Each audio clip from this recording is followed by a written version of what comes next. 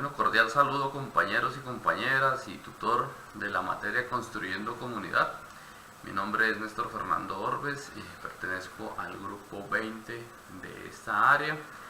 Y en el momento, en este espacio vamos a hablar entonces sobre las comunidades inclusivas y cuál es su importancia. Bueno, pero para hablar qué es entonces de la importancia de las comunidades inclusivas, primero que todo debemos saber qué son esas comunidades inclusivas. Y para entender esto, entonces debemos poder entender la inclusión en diferentes contextos, y lo más principal, en el contexto educativo. Entonces se debe empezar por entender qué es esta inclusión. Pues la inclusión, como la plantean los lineamientos de la política de educación superior inclusiva, entonces vemos que primero que todo es una estrategia central para luchar contra la exclusión social. Se dice que esta estrategia porque tiene un punto de partida, y ese punto de partida está en la educación. Es entonces en la educación, en el contexto educativo, donde se debe hacer esta reflexión pertinente para actuar en contra de esta exclusión social. Como lo cita en estas mismas políticas Stuart Mill, nos dice lo siguiente, dice: todo lo que hacemos por nosotros mismos y lo que otros hacen por nosotros. Entonces, como entendemos esa parte, prácticamente la inclusión parte desde el momento en que nosotros empezamos a pensar en los demás. Y cuando empezamos a ver que los demás también tienen los mismos derechos de disfrutar de lo que nosotros disfrutamos. Pero para que eso se dé, entonces debe haber algo que los defienda, ¿cierto? Porque todo puede quedar muy bonito en el aire.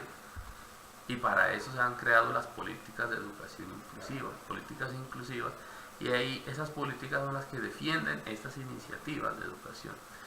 Entonces, como primera medida podemos resumir diciendo que la inclusión es brindar esas oportunidades a aquellas personas que tienen unas barreras, sean físicas, fisiológicas o de infraestructura, para asegurar su participación en las actividades dentro de una sociedad y cultura. Entonces, de acuerdo a las políticas de educación inclusiva superior, entonces aquí nos resalta un punto importante a tener en cuenta, y es que no se debe confundir dos términos. No se deben confundir la educación inclusiva con la inclusión educativa. ¿Por qué? Porque son dos términos que el uno es muy abierto y el otro es muy cerrado. Por ejemplo, la diferencia conceptual que se da según esas políticas dice que entre los dos términos gira en torno a cómo la educación se preocupa por identificar las barreras para el aprendizaje y la participación propias del sistema. Por ejemplo, estamos hablando de las personas sordas. Entonces a las personas sordas se les consigue un intérprete, pero entonces esa es la herramienta. Y no es que va a tener el intérprete y ya, y el profesor se desenvolvió aparte, no. El profesor tiene que buscar esas estrategias, tiene que ponerse en un común acuerdo con el intérprete para ver cómo le va a hacer llegar esa información al estudiante. Para eso deberán hacer una preparación antemano, y entonces a este estudiante, en el momento en que tenga que decir algo, va a participar mediante su intérprete, pero entonces no se lo va a dejar de hacer participar, simplemente porque no puede hablar, viendo que él tiene una persona que habla o le interpreta lo que él va a decir. Entonces ya se ha vencido una barrera.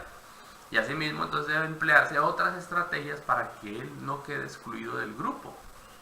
Entonces ahí está el trabajo que ejerce la educación inclusiva también en este punto. Tenemos un caso, por ejemplo el caso de la sentencia T565 del 2013. Y es desde este punto de vista la educación inclusiva recae, ¿no? En que el docente debería enseñarles a los estudiantes el respeto hacia los demás. Toca enseñarles a ver la diferencia, que no todos estamos siendo normales. Todos tenemos unas barreras educativas y todos tenemos algo en que mejorar o algo que vencer. Y por último vamos a ver las sociedades en Internet. Manuel Castel nos dice: la especificidad de Internet es que constituye la base material y tecnológica de la sociedad red.